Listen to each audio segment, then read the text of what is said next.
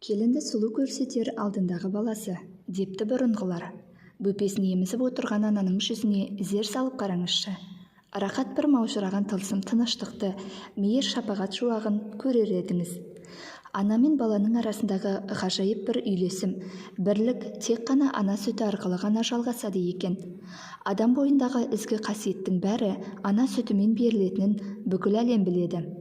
Дәлелдеуді қажет етпейтін ақиқат. Алайда жас босанған анаға жетімді күтіп, жанашыр қамқорлық жасалмаса, баланың толыққанда аман сау өсуі екіталай. Өйткені ана сүті бала үшін болашақтағы жігер қуаттың, денсаулықтың, түрлі ауруларға қарсы тұру қабілетінің қайнар көзі. Қазақта уызына жарымаған өмірінде жарымайды дейтін сөз бекер айтылмаған. Мұның терең мән мағынасы бар. Уызда тектік қасиет болатынын, ал тектік қасиет дегеніміз ұлттық қасиет екенін жете түсінген ата-бабаларымыздың уызға ерекше мән беру себебі осында жатыр.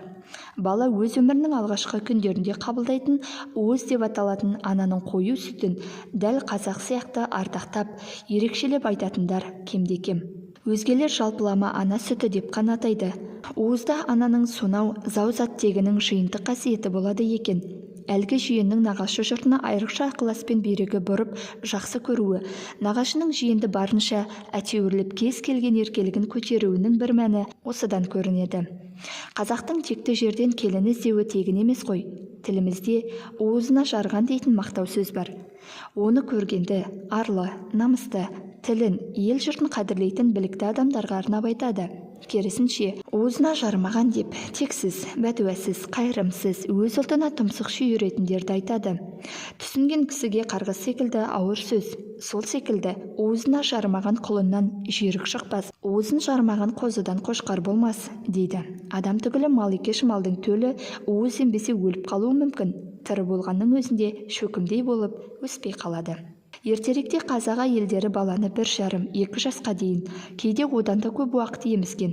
Әрине, ана күтімі жақсы болса, ана сүтін неғұрлым ұзақ қабылдаған баланың денесі ширақ, қимыл қозғалысы тетік, дені сау жетіліп, зерек, ақылды болып өседі. Ал бала емізіп жүрген кезде келіншек түлеп жасара түседі. Құлын мүшесі бір әдемі толысып, жанарында ұшқын ойнап, шырайланып кетеді. Әрі қазіргі қаптаған төс ауруларынан аулақ болған екен. Өкінішке қарай бүгінгі келіндердің көпшілігі нәрестесін 2 ай ғана емізеді, сүті ерте тартылады.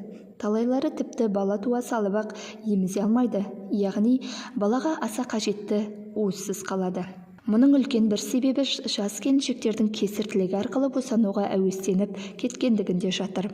Осыдан 30-40 жыл бұрын ана мен баланың өміріне қатер төнгенде ғана, онда да сирек жағдайда жасалатын бұл әдіс қазір екінің бірінің басынан өтуде. Тәжірибесі жасты алдын ала сабырға, төзімге шақырып, мұның бәрі уақытша құбылыс. Өте шығар қиындық екенін иландырып, сенім ұялатудың орнына өздігінен босана алмайды деген уәжге дәрігерлер де жаттығып алған секілді.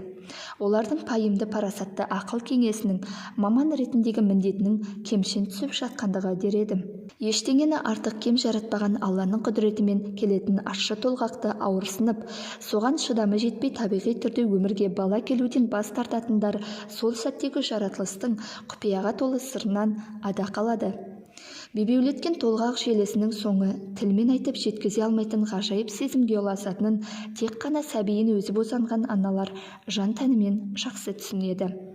Әлгіндегі толғақтың азабын одан да күшті, одан да құдіретті аналық ұлы сезім басып кетеді.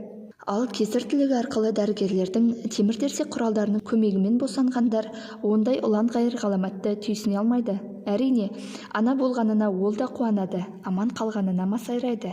Бірақ сәбиін ішін жарып алу арқылы туғанның кесірінен ана мен баланың арасындағы көзге көрінбейтін ішкі байланыстың құпия да нәзік жібі үзілгенін аңғармайды.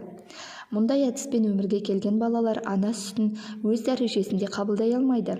Өйткені анасының ақ сүті өзі босанған анаға қарағанда ерте тартылады. Сондықтан амалсыздан жасанды қоспа сүт беруге мәжбүр болады. Бала денесінің қоректік заттарға деген қажетін қолдан жасалған қоспа сүт те қамтамасыз ете алады.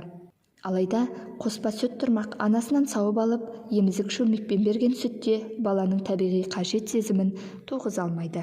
Сәби ана төсін сорғанда ғана ләззаттанып, толық қанағат алады. Қоспа сүт баланың қарнын тойғызады, бірақ ана жүрегінің жылуы мен мейірімінен айырады.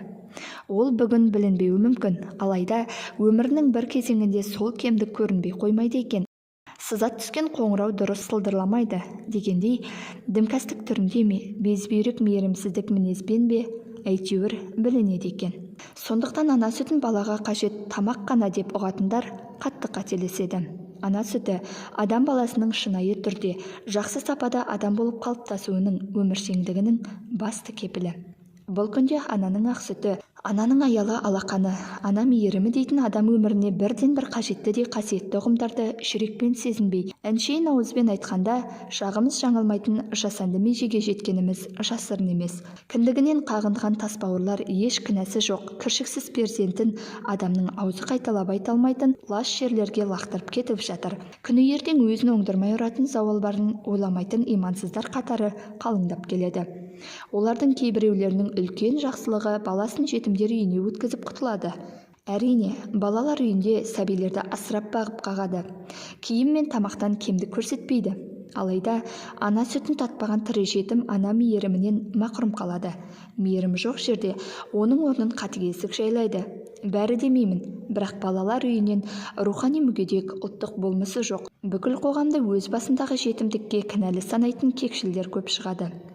Мен Алматы облыстық балбөбек қорын басқарғанда балалар үйімен, сәбилер үйімен тығыз байланыста болдым. Сонда тамаққа тоқ, көңілге аш балалардың жүзі жарқырап күліп, еркін көсіліп ойнап, немесе еркелегенін көрмедім. Қашан барсаң да тағдырдың тасбауыр тәлкегіне мойынсұнғандай тұнжырап жүргендері. Құртақандай сәбидің көзіндегі бір сұмдық мұңды байқағанда, жүрегің азар тас болмаса, парша-парша езіледі. Кішкентай бөпеден бұрқырап шығатын ғажайып жұпар иіс бұларда атымен жоқ. Қайдан болсын, ол тек ана сүтімен беріледі ғой. Біз таңғаларлық нәрсе, әтір-пәтір иіссудің алуан түрін жүздеген жылдан бері жасап, хош иістің мыңдаған сапасын шығарған мамандар күні бүгінге дейін ана сүті арқылы берілетін нәрестенің ерекше иісін жасай алмапты. Өйткені бұл жаратқан иемнің құдіретімен тек анаға ғана берілетін ерекше сыйы әрі құпиясы. Құпия болмаса, ана сүтінің құрамын тауып алар еді. Ғылым шамалап жақындағанымен ананың ақ сүтін жасауға әлі қауқарсыз екен. Кейінгі кездері америкалық тәсіл деп алабөтен жаңалық ашқандай аузы көпіріп жүргендер көп. Құдай-ау, сондағысы біздің әжелеріміздің атам заманына қолданған әдісі. Сәби өмірге келе сала, анасының иісін алсын деп баланы бірден келіннің бауырына салады. Алғаш перзентін кеудесіне қысып, омырауын тосқан ананың 62 тамыры шымырлап, теңдесі жоқ ұлан-ғайыр керемет сезімге бөленеді. Ана болу құрметіне ие болады. Ананы билеп алған осы тылсым толқындар балаға құйылып, оның бүкіл болмыс табиғатының алғашқы сатыларын қалыптастырады. Бала үшін ананың мәмесі арқылы тамақтанудан артық еш нәрсе жоқ, тек ана сүті ғана балаға өмірлік өзек. Сәби анасын емгенде сүтті өзінің табиғи жылылығымен қабылдайды. Қолдан жылытқан кез келген сүт бұл сапаны бере алмайды екен. Ананың иесі, оның дене жылуы, жүрек лүпіліне дейін баланы тыныштандырып, тамағы жақсы қорытылып, бойына жұғымды болады дейді. Мұның бәрін дүниежүзі ғалымдары ғылыми сараптамалар жасап дәлелдеп көптеген кітаптар жазылған. Ал біздің ақылды әжелеріміз олардан да бұрын Алланың берген сезім түйсігімен өмір тәжірибесі арқылы білген. Сол аналар келіндеріне: «Қарағым, қолыңмен төсіңді жумай тұрып баланы емізбе», періштесі шошиды. Оңашада үнсіз мейірленіп, еміреніп, іштей игі тілек тілей отырып еміз. Балаң жанашыр, қайырымды, қадіріңді білетін білікті болып өседі. Ана сүтімен берілген мейірім балаға өмірлік шипа, бойына ерекше күш-қуат сіңіреді. Баланың қанағаты қанбай тұрып, оқыс төсіңнен ажыратпа, бөпеңде қарсылық сезімі пайда болады. Кейін мінезінен көрініс табатын қиқарлықтың себебі осыдан басталады. Ашық түсті орамал шаршы сал басыңа.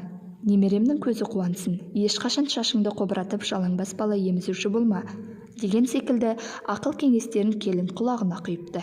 Міне, сізге қарапайым ұлттық ұлағат. Жаңа туған нәрестеге қатысты міндетті түрде орындалатын маңызды дәстүрдің біреуі баланы ауыздандыру. Баяғы әжелеріміз бала өмірге келген соң оны маймен ауыздандырған. Жер бетіндегі алғашқы татқан дәмі май болғандықтан қазақ баласының асқазаны әрқалай асқа төзімді әрі ауырмаған екен. Кейде ер балаларды қасқырда қайратты, қайсарда намысты болсын деп бөрінің қылшығымен ауыздандыратын да ырым болыпты. Несібесі кем болмасын, қара суға қарап қалмасын деген сеніммен еш уақытта сумен ауыздандырмаған екен. Кейінгі 70-80 жылдың көлемінде талай ұрпақтың немен ауызданғанын білетін, тіпті соны қажетсінген адам болды ма? Әй қайдам, қаптаған дәрігері жоқ замандарда дәл қазіргідей асқынған асқазан дерті. Қылтамақтың сирек болғанын бұл күнде ешбір дәрігер мойындамайды. Олар ғылыми тілмен дәлелдерін айтып, тастай етіп түсіндіреді. Өйткені біз ата-бабаларымыздың қараңғы, сауатсыз, білімсіз деп миымызға астамшылықты сіңіріп өскен ұрпақпыз.